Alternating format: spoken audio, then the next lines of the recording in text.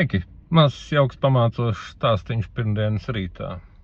Tātad, reiz dzīvoja Znojnaja Krasavica no lielās Padomju Savienības teritorijām kaut kur kalnu rajonos.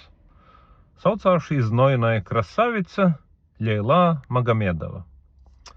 Tad, lūk, šī Ļeilā Magomedova apprecēja Latvijas pilsoni Rasimu. Kas viņiem tur sanāca, kas nesanāca, to es īsti nezinu. Bet šā vai tā, Ļeilā Magomedova tagad ir Latvijas pilsone Leila Rasima.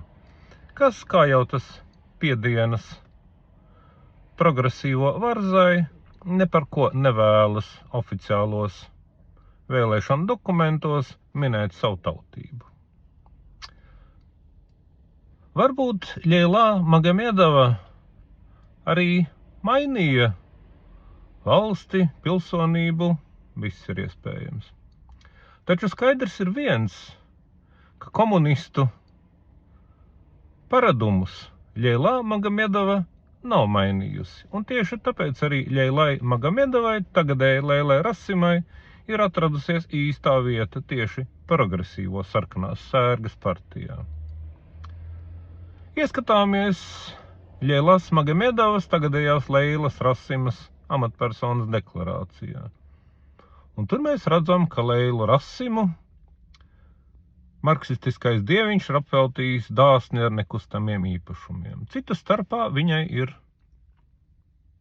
ne tikai īpašumi Latgalē, bet arī viens dzīvoklis Rīgā īpašumā un viens lietošanā.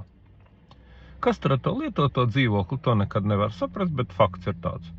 Ļeilai Magomedovai, tagadēji Leilai Rasimai no progresīvo partijas, ir dzīvoklis Rīgā, pašai savs. Bet, kad mēs paskatāmies uz Saeimas deputātu saņemtajām kompensācijām, Saeimas deputāti var saņemt kompensācijas par to, ka viņi braukā no savas deklarētās dzīves vietas uz Rīgu un atpakaļ.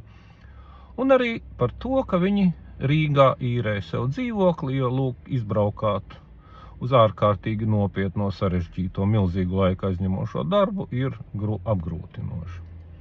Un tad mēs redzam, ka šī te pati Ļeilā Magomedova, tagadējā Leila Rasima, bez kauna, bez goda, saņem arī īres kompensāciju mēnesi no mēneša. Atkārtoju vēlreiz, lai visiem pielec, tā skaitā progresīvo vēlētājiem, kuru izrādās ir satriecoši daudz pēc reitingiem spriežot. Jūsu ievēlētā Ļeilā Magomedova, tagadējā Leila Rasima, likumīgi apzog valsti un jūs tai skaitā. Viņai ir dzīvoklis Rīgā, bet viņa saņem kompensāciju par to, ka viņa acīm redzot ir deklarēta ne Rīgā. Un tā mēnesi pēc mēneša. Kas šo visu faktu padara vēl interesantāku, tad ieskatoties Ļeilās Magomedovas tagadējās Leilas Rasimas deklarācijā, ir redzams, ka Leila saņem arī šādus tādus diezgan labus ienākumus, acīm redzami par īpašumu izīrēšanu. Vai viņi izīrē tieši Rīgas dzīvokli vai kādu citu, tas deklarācijā publiski nav atrodams, bet fakts ir viens. Ļeilā Magomedova, tagadējā Rasima, ir dzīvokļa īpašniece Rīgā, viņa no jums stulbeņi mēnesi pēc mēneša kāš naudu par to, ka viņa Rīgā īrējot dzīvokli, un tai pašā laikā pēc visas spriežot, viņa savus dzīvokļus izīrē un vēl nokāš naudu vēlreiz.